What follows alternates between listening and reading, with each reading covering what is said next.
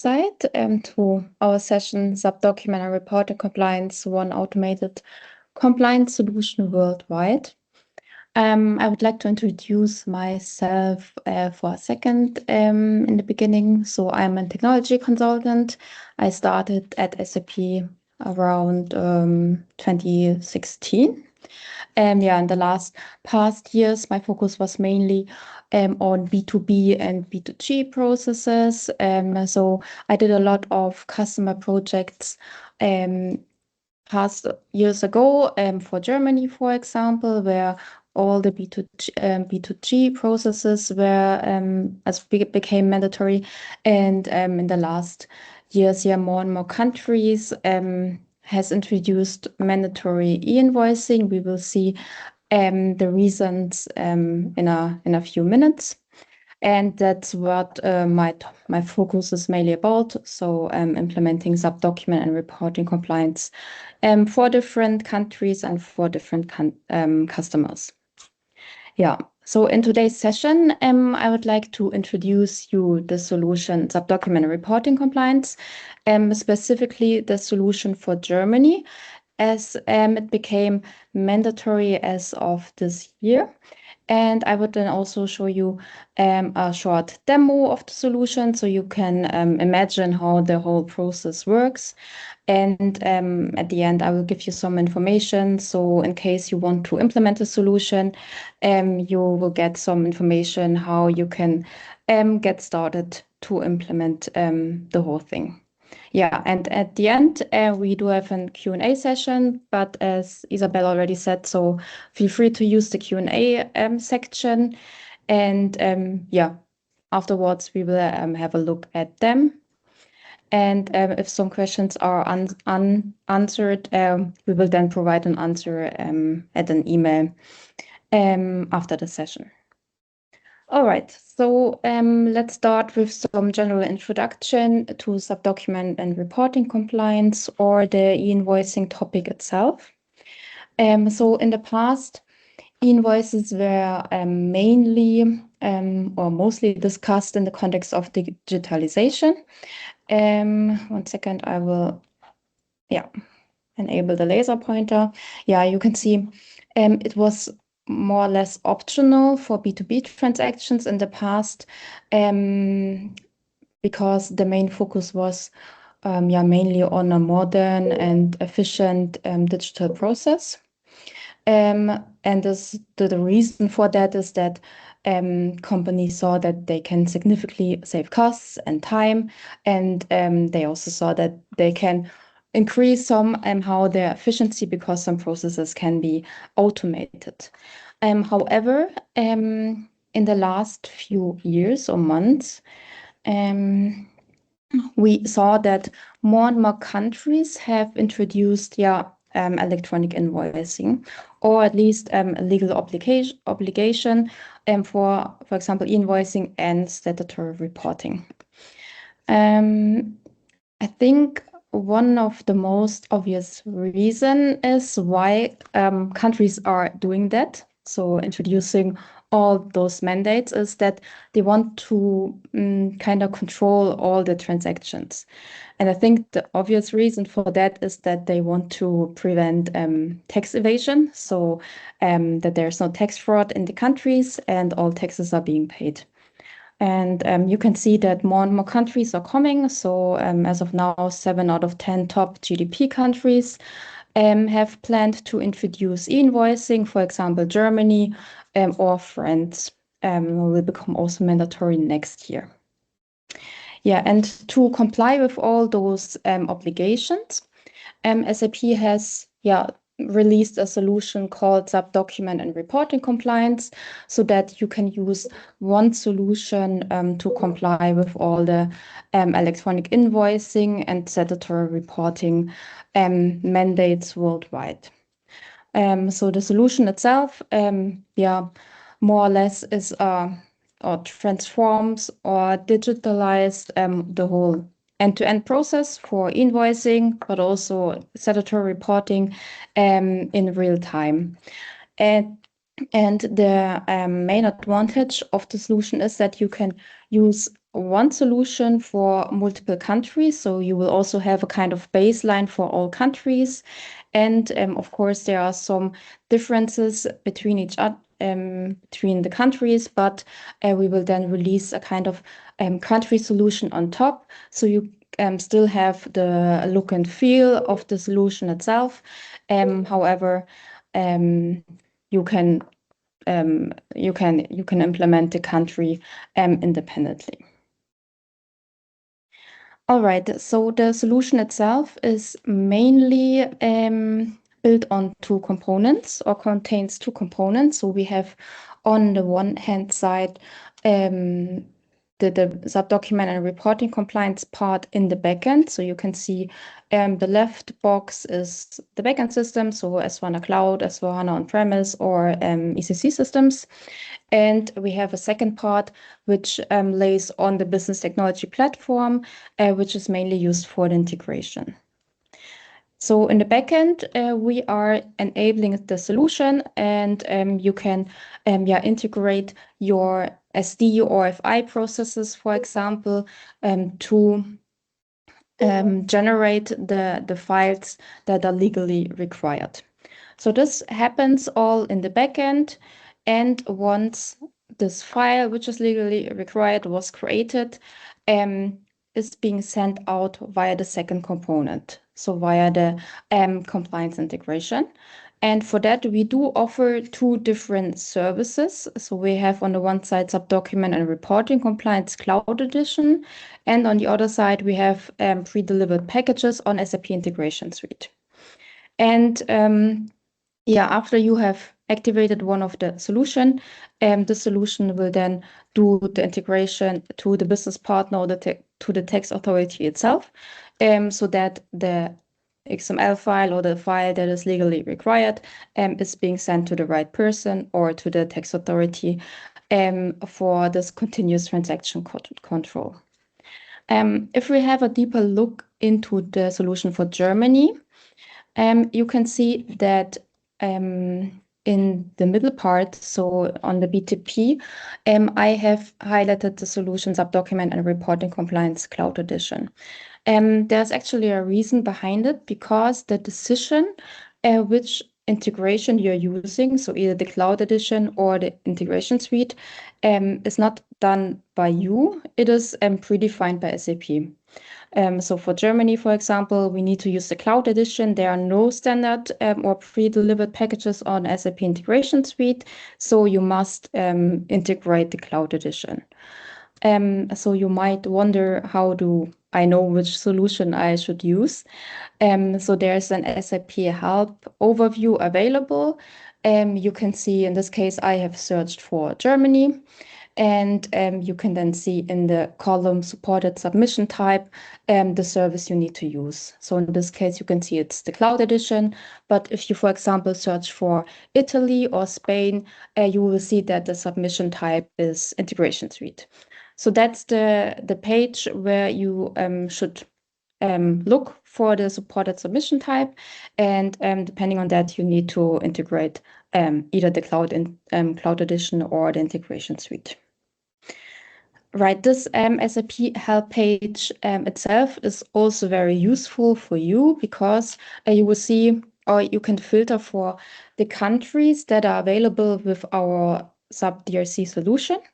And you will then also have the link to the configuration guide. So in this case, for example, if you want to implement outbound invoices for Germany, then this is, for example, the page you need to look for, all the master data configuration or other configurations. All right, that's it for the first overview. I would now like to jump into the process of Germany. So as I already said, Germany is introducing e-invoicing in a phased approach, however. And the first phase, I would say, started this year, beginning of 2025, where buyers must be able to receive electronic invoices according to the standard EN 6931. I will come to that standard in a second. However, this says that buyers need to be able to receive it. However, there are still options that your suppliers can issue invoices in other formats. For example, it's still allowed that suppliers sends you paper invoices or PDF invoices via mail and so on. However, there need to be a kind of agreement between you and your supplier, because otherwise, if you do not have a kind of agreement that, for example, the supplier is still sending paper invoices because you're not ready yet, they can still send you the XML files according to that standard, because actually you need to be able to receive it. Yeah, however, so if you have an agreement, you can also use other options. It's also not defined which channel needs to be used to issue such invoices. So you can still use, for example, the mail process, unless it is further defined if there is one channel that needs to be used. However, in this first phase, the authority is still not involved, so you're exchanging the documents directly with your supplier or with the buyer, so there's no authority in between. That's it for 2025. So this is mainly on the inbound part. But in the next years, the focus will also be on the outbound part. So for example, as of 2027, suppliers with a turnover over 800,000 euros must issue electronic invoices. So they need to use this EN 6931 standard, and they are not allowed to use, for example, paper invoices or PDF invoices. So they need to comply with that standard. And the rest that comes, so all suppliers with a turnover less than 800K will become mandatory as of 2028. So you can see that any German domestic B2B invoice must be issued according to that standard. So there are no other syntaxes or formats allowed, so you need to comply with that standard. Okay, so I talked a lot about this EN 16931 standard, but what is this exactly? So the standard is actually a standard in Europe that aims to ensure a kind of standard or compliance across different countries, because the standard is not only being used in Germany, but it is, for example, also being used in Belgium or in Austria, and this kind of ensures that you are exchanging a standard that anyone of the country can also make use of it. And the standard defines, for example, the semantic model of an invoice. So the semantic model means actually what kind of content needs to be inside this invoice. So if, for example, the address of the supplier needs to be applied, or the payment terms, or something like that. This is only a kind of baseline for all countries, but as I said, some countries can also do some specifications on top. So this is, for example, this core invoice usage specification. So each country can use the standard, but on top declare some more regulations that needs to be fulfilled, for example, in Germany. And in Germany, this specification is called X-Rechnung. This X-Rechnung document can be issued in two different formats. So those formats are also defined by the European standard. So on the one hand side, you can use UBL invoices, for example, to exchange documents through the Peppol network, or you can also use cross-industry invoice, for example, which is used for Zugpferd documents, which are mainly being sent via email. So I talked about X-Rechnung. So as I said, this is the German specific interpretation of the standard that is being used. However, in comparison to the standard, there are some minor adjustments. For example, some optional fields that are optional in the standard are no mandatory in the X-Rechnung specification. Zugpferd itself is actually a kind of combination of a PDF document and the legally structured XML document that is being generated according to the standard. And you can imagine that this Zugpferd document is a PDF document, and this PDF document itself has an attachment, and this attachment is the legally structured XML document. Those Zugpferd files are usually sent via mail, as I said. However, there's also an option, but mainly for UBL invoices, that you can use the Peppol network. The Peppol network is a kind of infrastructure that you can use to exchange UBL invoices. And this network is based on a so-called four-corner model, which is described on this slide. So you can see it is called four-corner model because there are four participants in this whole process. So we have, of course, the sender and the receiver. However, the sender and receiver are not communicating directly with each other. They are communicating via the Peppol network. And the Peppol network contains of a sender access point and a receiver access point. And those access points are kind of communicating then with each other. The access point are actually providers. For example, SAP is an access point because we're offering the solution for Peppol. But there could be also other companies that are providing this Peppol solution. So this is just an example that you can imagine that access points are actually companies or service providers behind that are doing the whole communication. And the access points are communicating with the Peppol network. There's a kind of telephone book in the Peppol network, so you can search based on one unique ID, which the receiver address is actually.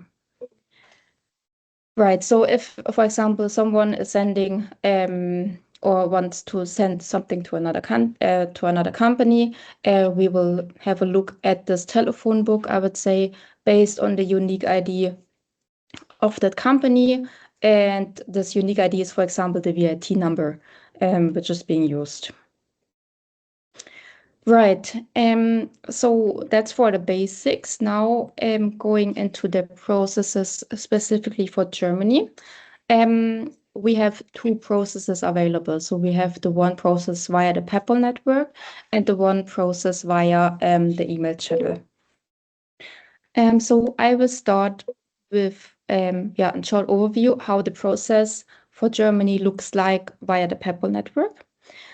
So the process actually always starts in the backend, so that the seller posts a custom invoice. So for example, in SAP, you can use or you can generate an SD invoice or an FI document.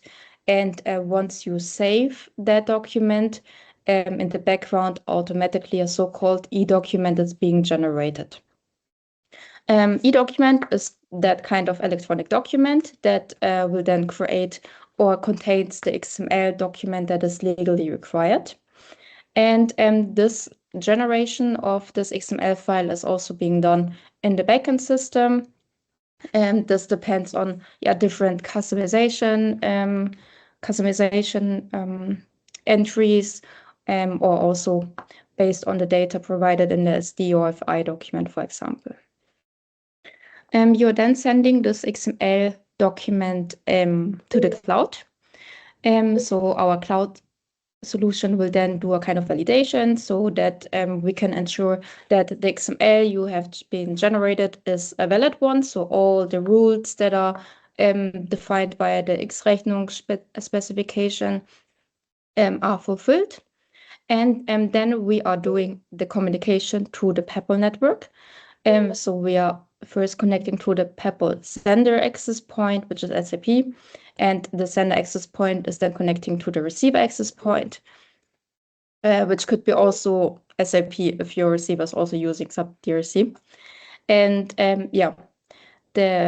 once you have received this invoice, it is being pushed back via the cloud into your backend system. So in the backend system, there will be then another e-document, but for the inbound part, and you can then go ahead and do the integration to your incoming solution, for example, vendor invoice management, to further process this invoice. And that's the process for Peppol. We will have a demo after the slides. I think it's then easier to follow what I'm talking about. And the second process for Germany is the email process. For example, also the Zugfahrt process. The start of the whole process is actually the same. So you are creating an SD invoice or an FI invoice.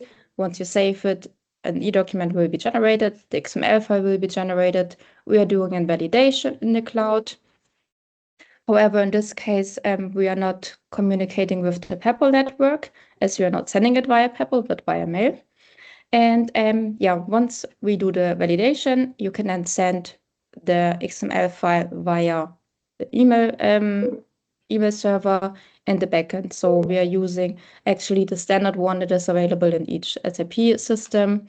And the supplier will then receive the invoice via XML. If you're using SAP document reporting compliance, you can also integrate your email server so that emails specifically sent to one specific email addresses, for example, will be extracted. And out of this email, there will be then again a document being generated. And to be sure that this XML document is valid, you can do a further or second validation, let's say, for that XML document. And once this document is a valid one, you can also do the integration to your inbound automation solution, for example, vendor invoice management. Right, so that's it with all the slides. First of all, so I would like to jump directly to the system and show you a demo so that it's easier for you to imagine how the whole solution looks like. Okay, I will quickly share my other screen. One second.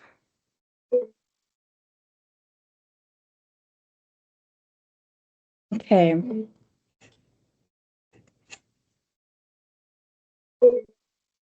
One second, I need to log in again.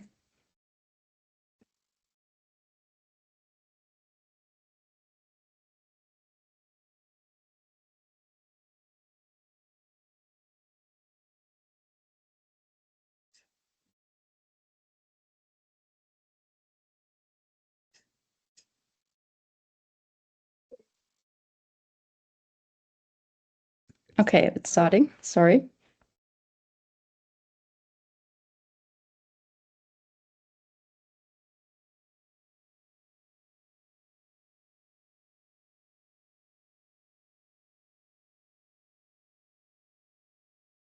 Okay. Desktop. You should see now my SAP system. Yes, we see it. Okay, nice. Okay, so the heart of the whole solution is actually a transaction that is called eDoc Cockpit.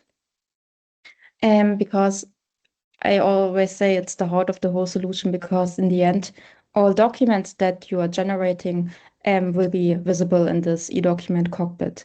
So you can see on the left side, we have a process, or the country Germany, with all the processes underneath. However, if you are implementing some more countries, you will see the countries also in the overview. For example, I think I should have some other countries, right? So we have, for example, Poland enabled, or Romania. So that is the main monitoring, I would say, for you to do all the further processing.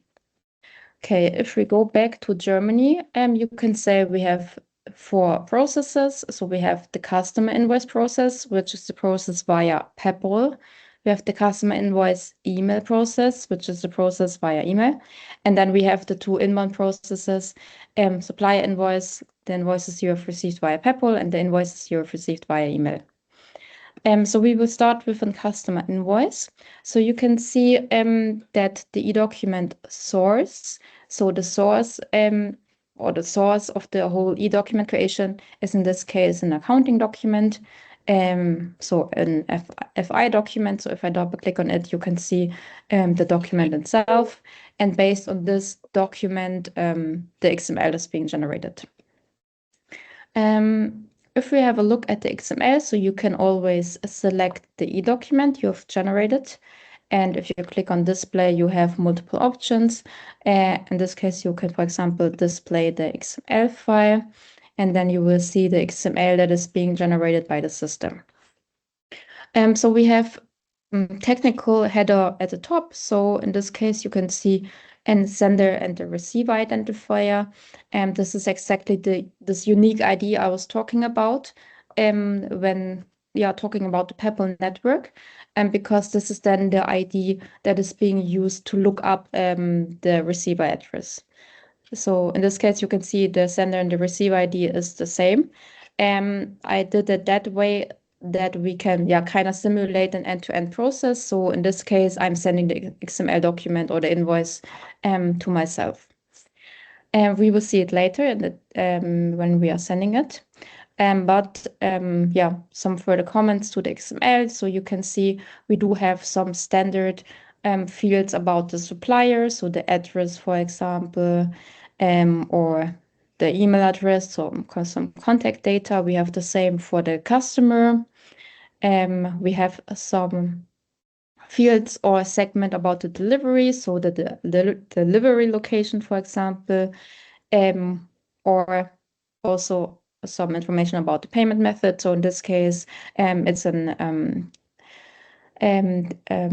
IBAN that is being used. So it's a credit memo. And then we have also a segment about the taxes that needs to be paid. And at the end, we have all the invoice lines that are being issued or that needs to be paid. Right. So this XML file is then being validated against the rules of the X-Rechnung specification. And to trigger this kind of validation, or in this case, also to send the document via the Peppol network, you need to click on Submit. And if you click on Submit, the integration will be called. So in this case, the DRC Cloud Edition. So you can see that the status is changing to received by sender access point. If I refresh, you can see, okay, it changed to a green status, acknowledged by receiver access point, which means that we have, first called the second corner of the four-corner model of the Peppol network, and then acknowledged by receiver access point means that we are actually been able to send the document to the receiver access point, and the receiver access point will then do the forwarding to the actual receiver. So maybe you have noticed that the number in the process supply invoice increased because, as I said, I have sent the XML to myself. So we will now see that the e-document is also being generated in our supplier invoice process, which is the last one. It is 1437. Yeah, it's 2 hours behind, at least for me. And you can see that this is actually the XML file that we just saw, but now it is in our inbound process. That's the XML file. There were no changes, of course, and you can see that this, for example, is an UPL invoice. So we can do the same now for the email process. In this case, I've also generated some e-documents based on FI documents. However, if you now display the XML file, you may notice that the structure is different. Because in this case, for the mail process, we're using the cross-industry invoice standard and not the UPL standard. But the content itself is the same. It's only a different specification. And the process here continues also with the submission to the cloud.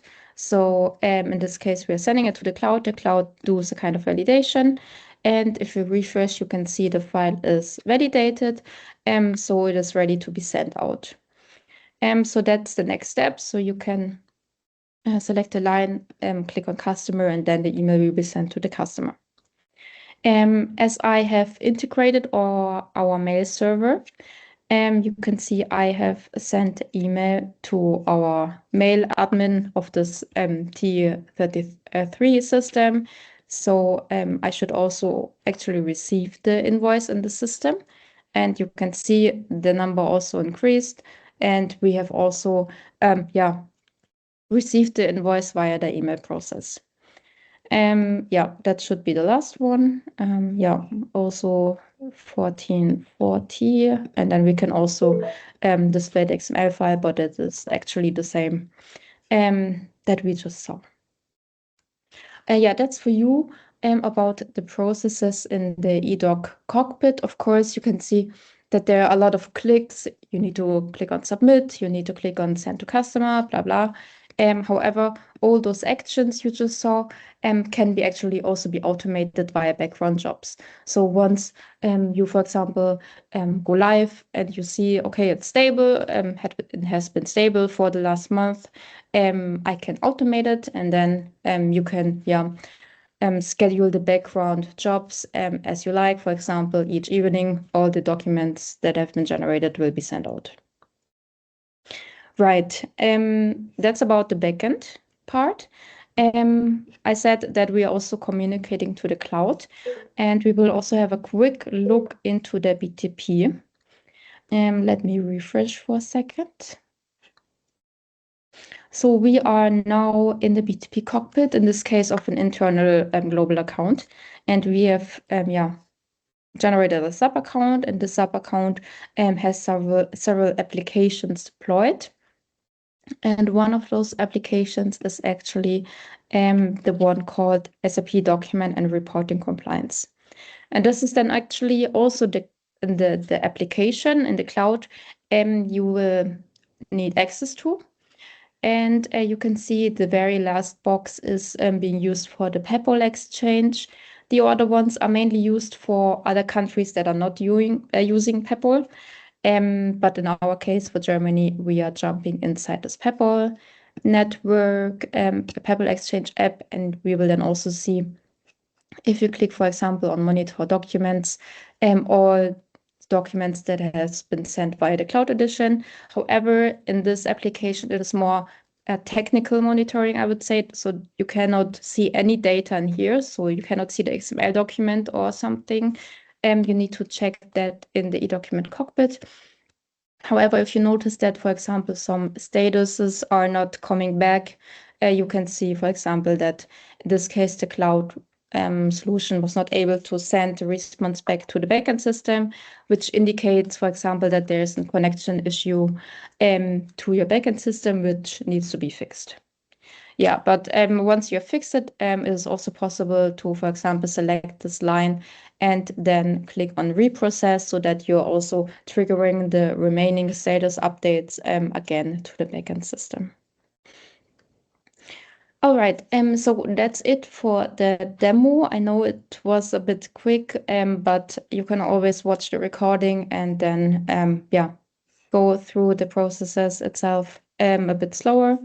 However, I would now like to show you some additional information. So in case you're interested in the solution and you want to implement it, I will give you some information how you can get started.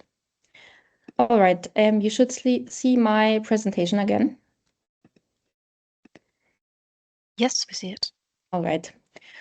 So the first step is always to check the regulatory change manager. The regulatory change manager is a kind of is an application for all countries. And in this application, you will see some announcement of SAP regarding those legal changes. So for example, on the right side, you can see a screenshot of the B2B electronic invoicing part. So we will then explain what is the law that is being introduced, what is SAP planning to deliver for that regulation, and you will then can stay updated once there will be a solution delivered by SAP. So this is now specifically the link to the German one. However, there's also, or if you want to check the changes for other countries, feel free to use the Regulatory Change Manager. There's a link behind that button.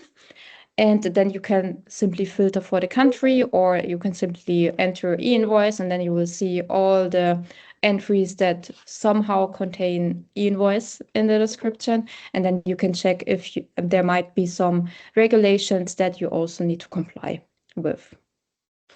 All right, then if you are ready to start the implementation, actually the first step is to implement some SAP nodes. The DRC solution itself is delivered via SAP nodes. So there is a kind of basic set that is applicable for all countries. However, to introduce those kind of country specifics, for example, the X-Rechnungs specifications, there will be some specific SAP nodes for that specific country. So for example, for Germany, we have an SAP node for the Peppol network, and also two SAP nodes for the sending and the receiving via email. So those are some overview SAP nodes where you can then check what SAP nodes need to be applied. Right. The electronic document processing framework is the general baseline, as I said, for all countries. Then once you have implemented all the SAP nodes, you can go ahead and do all the configuration of the system. So you can do, for example, some customization activities, and you can see on the right side which activities need to be defined.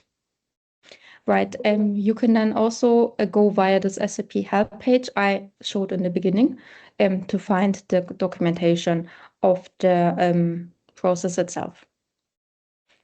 All right, then once you have did all the customization in the backend, you can go ahead and do the integration part. So in this case, it is the Cloud Edition, as I said, for Germany, and there's also documentation being linked in this PowerPoint, which you can go through. However, as I said, if you're implementing another country, you need to implement, for example, integration suite if it applies to the country. Okay, and you might wonder how long it takes to do this whole implementation. So usually we are dividing the whole project in different phases. So we have a preparation phase where we are doing some kind of kickoff or project enablement, and we are checking if all the prerequisites are being done. For example, if the Cloud Edition subscription is already available.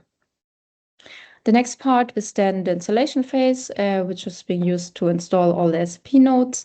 Then we have the customizing phase to do all the customizing activities, integration phase to do the integration, testing, of course, and then the go live at the end of the project. And depending on how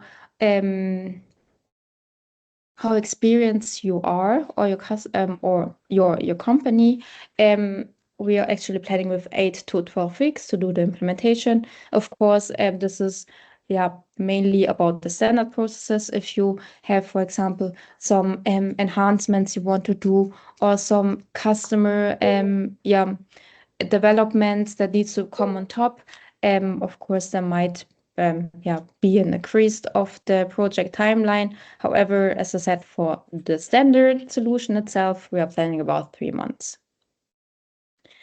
Right, skill sets, quick go through of the list. So of course, it makes sense to have a kind of project lead or manager that the activities are coordinated.